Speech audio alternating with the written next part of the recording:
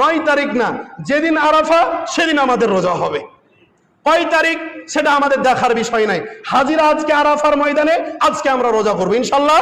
তাহলে যদি আরাফার ময়দানে হাজিরা থাকবে কোন দিন? বৃহস্পতিবারের দিন। আমাদের বাংলাদেশ কি বারের দিন? বৃহস্পতিবারের দিন। আমরা বুধবারের রাত যে আমরা পর ভাতে সাহারি ভাত খাবো ইনশাল্লাহ। আমরা সবাই এই আরাফা রোজা করবো ইনশাল্লাহ।